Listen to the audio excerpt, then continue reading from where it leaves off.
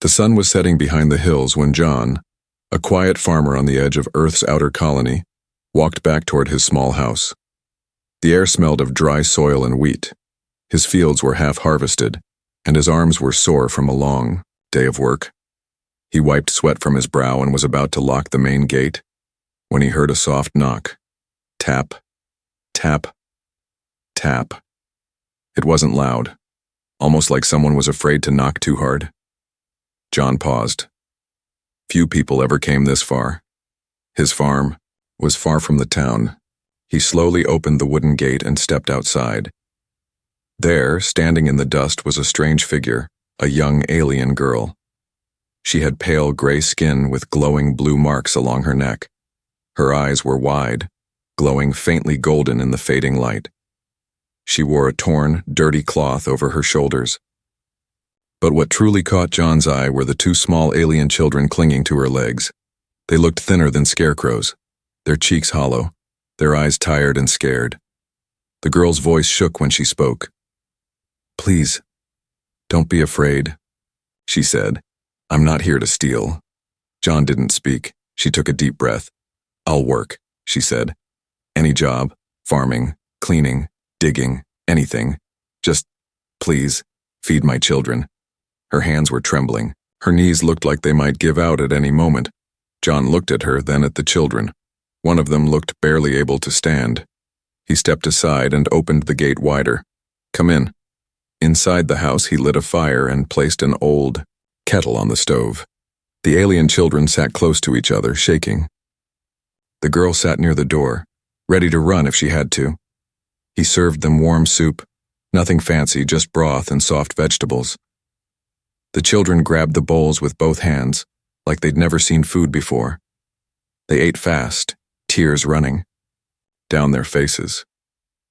John placed a second bowl in front of the alien girl. She didn't touch it. He raised an eyebrow. "You're not hungry?" She lowered her eyes. "I'll eat after I finish the work." "There is no work," John said. "Eat." Still, she didn't move. John sighed, stood, and handed her a spoon. "Eat while it's hot." She hesitated, then finally took it. "Thank you," she whispered. Later, John gave them old blankets and laid them near the fire. He pointed to a corner of the room. "You can rest there. You'll be safe." The children were already curled, up asleep. But the alien girl didn't lie down. She sat up, legs folded, eyes open. Watching, guarding, John noticed. "You're not going to sleep?" She shook her head. "I can't. Not yet." "You think I'll hurt them?" She didn't answer. He didn't push. He just walked to the other side of the room, placed his old hat on the hook, and sat in his wooden chair. "I'm not like the ones who made you afraid," he said softly. She looked at him. Her lips trembled.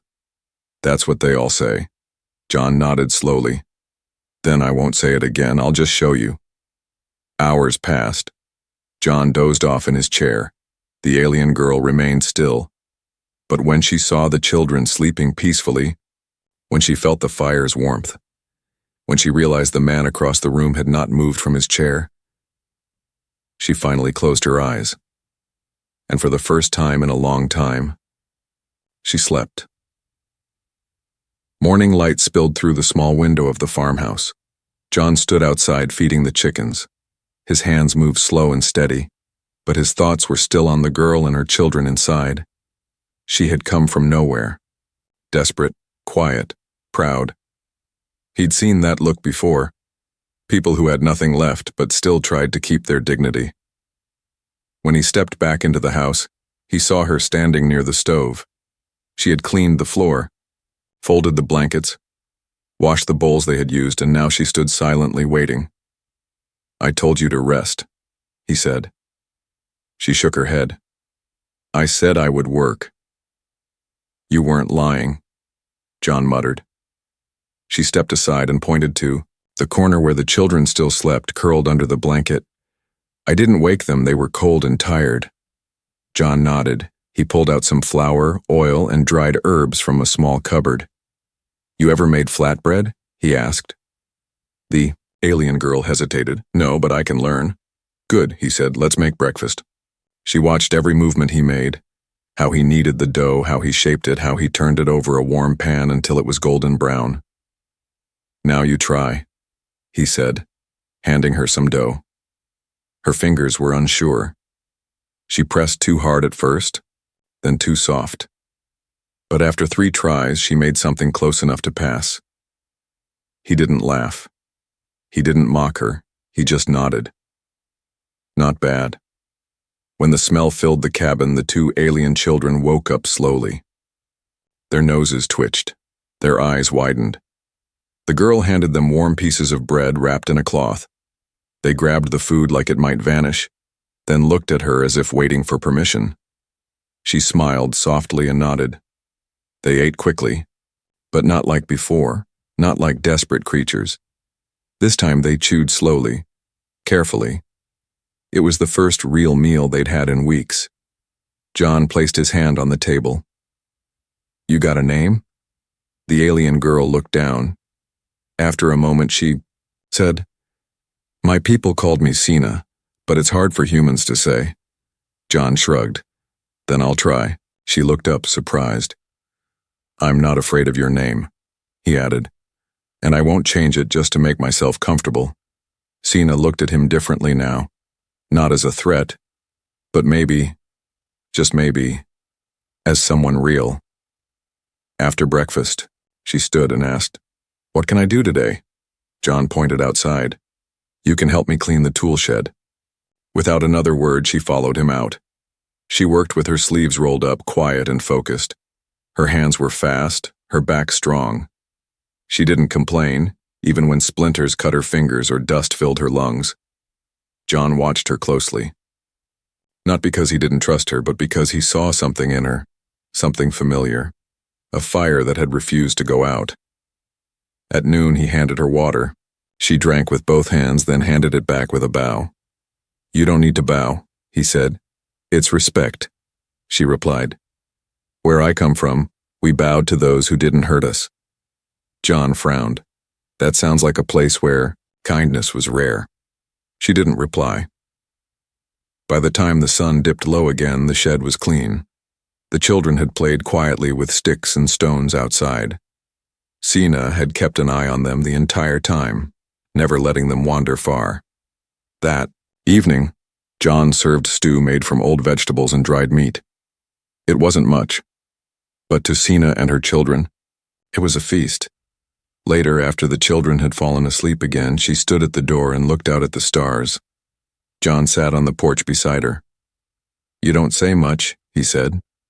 I spoke too much before, she replied. It got me hurt. He didn't press her, just nodded. Then after a moment she asked, Why are you doing this? He shrugged. Maybe I'm just tired of seeing good people broken. She looked at him, really looked. I don't have anything to offer but work. John turned to her. You offered your word, you kept it. That's more than most. She looked at the cabin behind her, then at the stars, then at him, and for the first time since arriving, she smiled. Just a little, but it was real. Night came early that day. Clouds rolled over the sky and covered the stars. The wind whispered through the fields, brushing the long grass like fingers searching for secrets. Inside the farmhouse, the fire crackled softly. The 2 alien children were asleep, curled together under a thick blanket. John sat at the table, sipping hot tea. Sienna stood by the window. She hadn't spoken much all day. She worked harder than usual, cleaning, cooking, even fixing one of the broken fence boards. She moved like a machine, but John could see the tension in her shoulders. Something was building inside her, and tonight it was going to come out. You don't rest, John said quietly. Even when I tell you to. Sina didn't turn. I can't afford rest, she replied. Why not? You and the kids are safe here. She was silent. He continued. They're not starving anymore. No one's chasing you here. You can slow down. Her hand tightened on the window frame. That's what I thought once before, she whispered, and I was wrong. John didn't say anything. He waited. Finally, she turned around. Her eyes weren't glowing like before. They looked tired, heavy. "Do you want to know the truth?"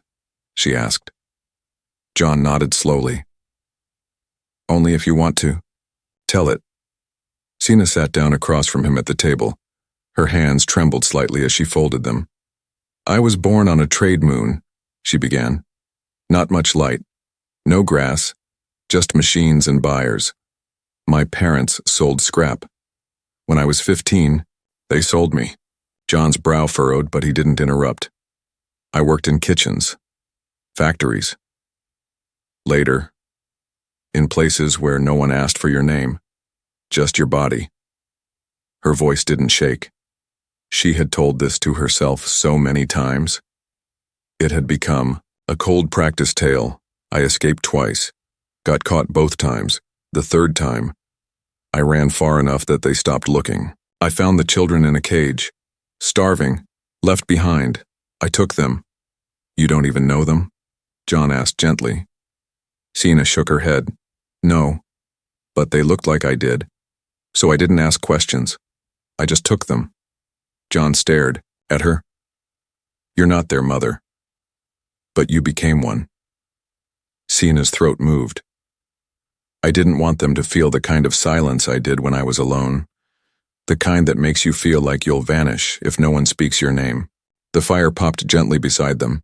For a while, neither of them spoke. Then John leaned forward. "They ever thank you?"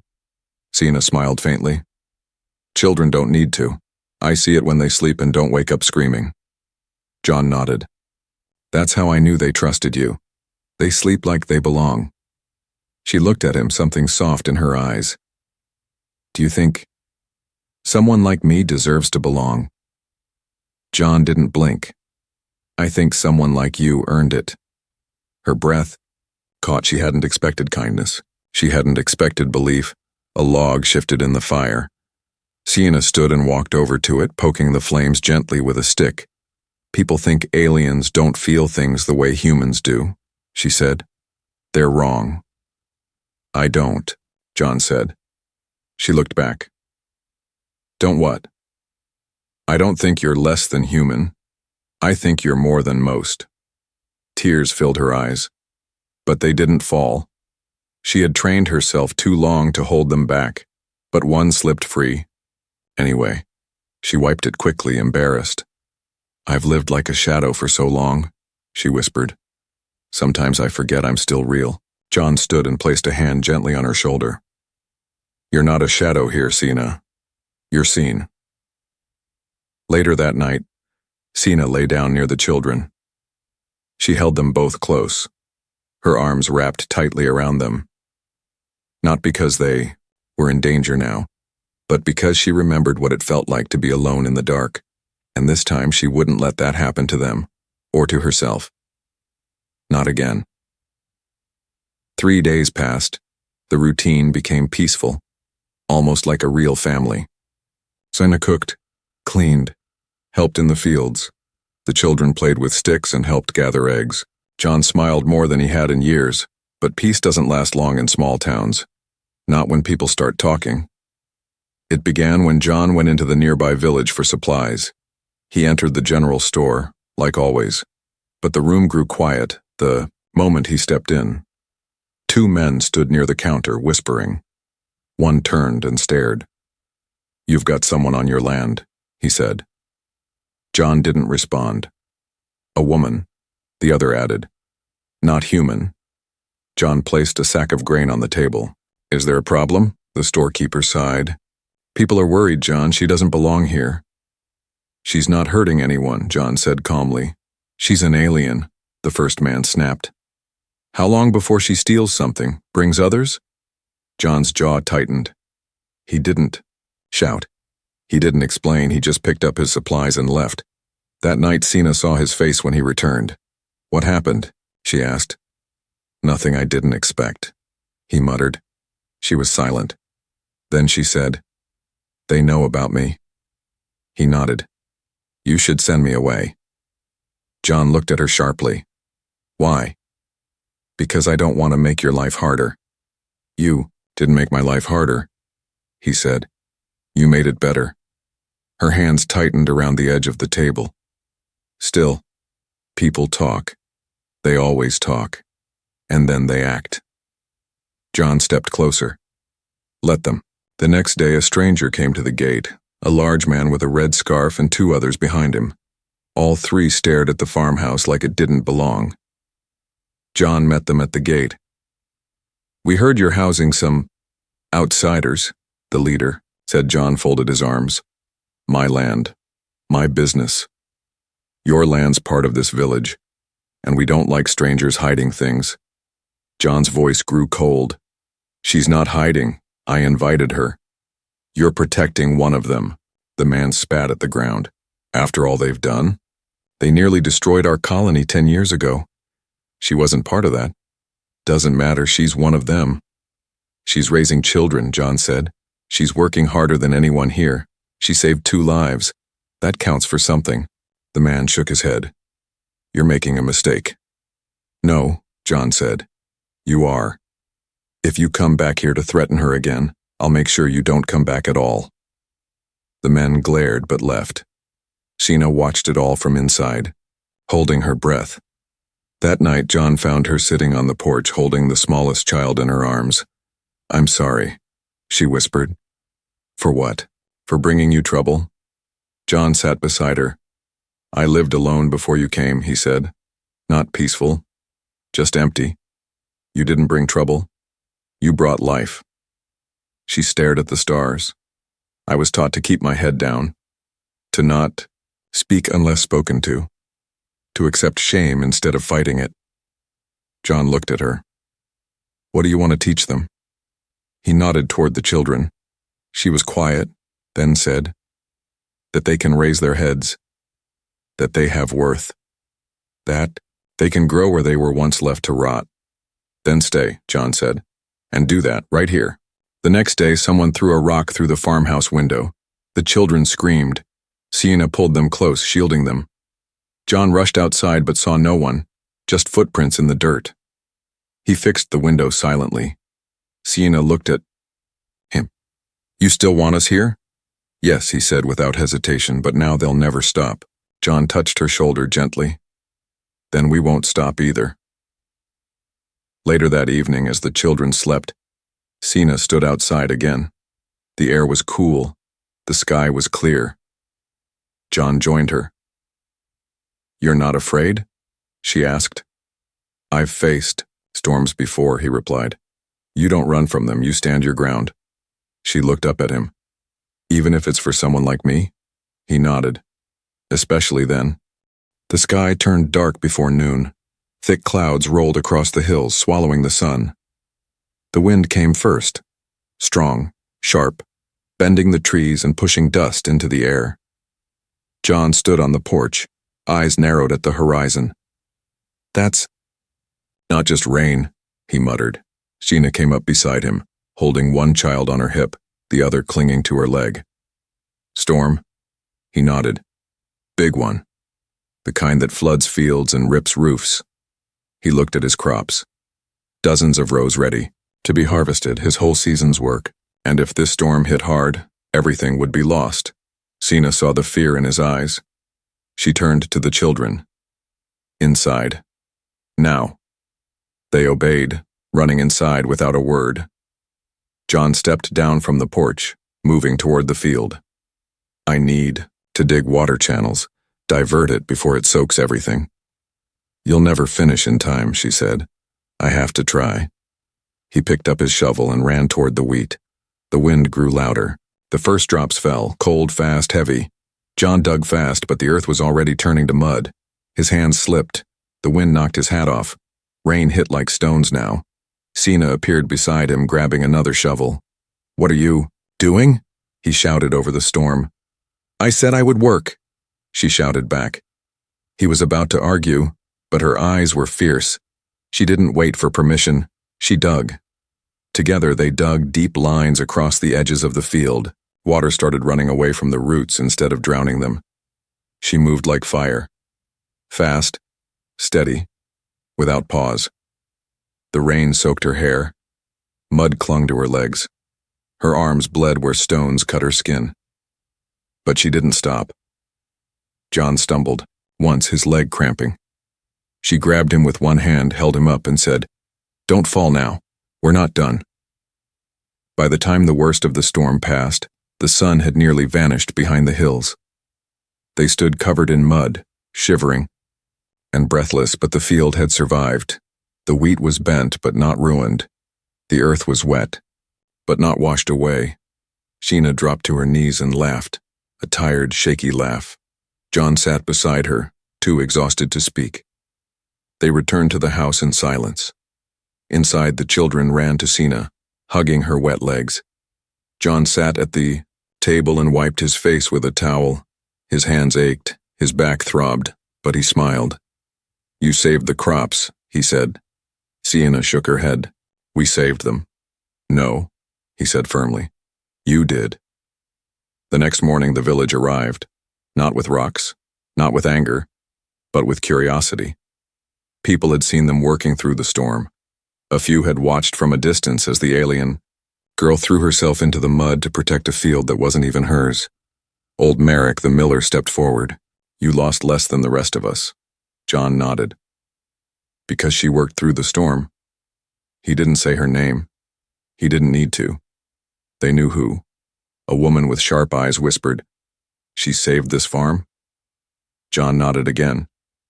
While others watched, Sheena stayed inside, peeking through the curtain. She didn't trust the change. Not yet. Later, a soft knock came at the door. Sheena opened it. A young boy stood there holding a bundle. His mother stood behind him. "These are dry clothes," she said. "We saw what you did. Thank you." Sheena didn't speak, just took the clothes with shaking hands. Another woman brought soup. An old man left tools on the porch. The same people who once whispered were now trying, slowly, to understand. That night, Sheena sat by the fire, her legs wrapped in bandages, her hands still sore. John handed her a cup of tea. "You didn't have to do it," he said. She looked at him, her voice soft. "I did. This land gave me food, gave my children peace. It gave me you." He looked down at his cup, not speaking. She smiled. "It was the first place that didn't ask me to be less, so I gave it everything I had." Outside, the field stood tall in the moonlight, and for the first time, the village saw her not as a burden, but as one of their own. The rain had passed. The sky was blue again, and the wind carried the scent of wet earth and growing crops. John's field, once feared to be lost, stood proudly, green, strong, and alive. It was the only one in the area that survived the storm, not because of luck, because of her. Sheena sat outside on the porch, a cloth wrapped around her hands where the shovel had torn her skin. Her legs still hurt, but she didn't complain. She watched her children chase each other in the grass. They laughed now, real laughter, not the quiet, scared sounds they used to make. For the first time, they weren't just surviving. They were living. She turned her head as footsteps approached. John came up beside her, holding a wooden box. Inside were nails, a hammer, and sandpaper. "What's that for?" she asked. He pointed to the old fence. "I thought we'd build something new. Together." She smiled. "Something that lasts?" He nodded. "Like you." As they began working, someone appeared at the gate. It was Merrick, the old miller, with a sack of flour on his back. John stepped forward, cautious, but Merrick raised one hand. "This is a gift, for her, and her children." Sheena looked up from the fence. "Why?" Merrick placed the sack down slowly. "Because I was wrong." She blinked. "I said things, thought things, ugly things, but I saw what you did. No one else ran into that field. You did. For a man who didn't owe you anything." He looked down at the ground. "I wanted to say, thank you, and I'm sorry." Sheena stood slowly. She stepped forward, and she bowed. "Thank you." she said softly, for seeing me. Later that day, others came too. A woman brought new shoes for the children. Another came with seeds and cloth for curtains. One of the men who had once thrown the rock through their window came and stood silently, holding a wooden toy. He said nothing, just left it on the porch and walked away. Sheena's eyes filled with tears, not because of pain, but because of acceptance. That evening, she sat on the porch steps, watching the sky turn orange. John sat beside her, sipping warm tea. You were right, she said. About what? People do notice, maybe not at first, but they remember kindness. John nodded. And strength. You showed them both. She looked down at her hands. I used to think I had to prove myself to be useful, to earn every breath. You've earned more than that, he said. You've earned a place. The children came running up the steps, both of them holding small bundles of wildflowers. For you, Mama, the younger one said. Sheena's breath caught. She took the flowers in her hands, smiling so wide it almost hurt. Thank you, she whispered. They ran off again, laughing and chasing each other in the tall grass. John looked at her. They're healing too. She nodded. Because of here. Because of you. He looked out at the land. You're part of this now, Sina. This farm. This life. It's not just mine anymore. She turned to him. It feels like the first time something fits. He smiled gently. Then let's keep building it. That night she stood at the window, watching the moonlight spill across the field. Her children slept peacefully nearby. She held the wooden toy the man had left. The same man who once hated her. It was carved carefully, a little alien girl holding a flower. Tears slid down her cheeks, but this time, they didn't come from sadness. They came from belonging. The sun was warm. The earth smelled fresh and birds sang from the trees. The children laughed as they picked wild berries near the fence. Sheena stood in the field, her hands on her hips, eyes on the wheat swaying in the wind. A light breeze ran through her silver hair. This place no longer felt borrowed. It felt like home. John walked up behind her, wiping sweat from his brow. The soil's holding, he said. We'll have a good harvest. She nodded. We. He smiled. That's right. We. She turned to him. You say it like I've always belonged. You have, he replied. The land just took a little time to agree. She laughed, softly. It was real, clear and unafraid. Later that evening, after the children were fed and sleeping, John asked her to come sit on the porch. The sky was painted orange and pink. Stars were just beginning to appear. He held something in his hand, small and wrapped in cloth. Sina sat beside him, curious. What's that? She asked. He placed it in her hand gently. She unwrapped it slowly. Inside was a folded paper. Indeed, her eyes widened. She looked at him in shock.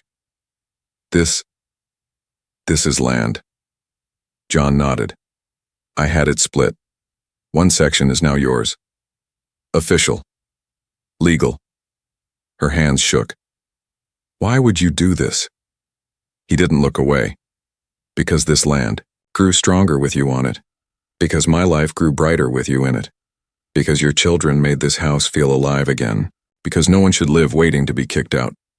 Her breath caught. And, he added softly, because I want you to stay. Not because you have nowhere to go, but because you choose to. Tears slipped down her cheeks. I came to your gate with nothing, she whispered. Not even hope. You had 2 children in your word, he said. That's everything. She stared at the deed, still not believing it. I used to give everything I had just to survive one more day. You're not surviving now, John said. You're living, and you deserve to live with something that's yours. Her voice cracked. No one's ever given me anything without asking for something in return. I don't want payment, he said. I want partnership. She stood up slowly, looking at the stars above, then down at the land around her. Everything felt different. not because it changed, but because she had. The next morning, the village gathered for market day. John stood beside Sina as she brought fresh herbs and wild berries to trade. People greeted her by name. The children played with others. A woman asked her for help stitching a torn jacket. Another offered her a basket of bread in return for her advice on soil. She smiled, confident, grounded. Later, as they walked back to the farm, John looked over at her. "I have one more offer," he said. She raised an eyebrow. "More land?" He chuckled. "No, just a simple question." He stopped, then faced her. "I know this isn't the life you dreamed of, but would you share it with me?" She blinked. He continued. "Not as a worker, not as a guest, as family. My wife." Her mouth parted, her eyes softened. "You still want me? After all my past?" "I don't want the past," he said. "I want you, the woman who saved my crops, who raised children without a name, who brought love back into this place." Sina looked at him. Then she looked at the children playing in the grass. Then she looked at the land. Hers now too, and she said softly, "Yes." That evening, under the stars, Sina held her children close and whispered, "We came here, asking for food. We gave work, but we found everything we never knew we deserved." And when she lay down beside the man who once opened a gate to her, she finally closed her eyes in peace. Not a guest, not a servant, not a shadow, but as a wife, as a mother, as a woman with a name and a home,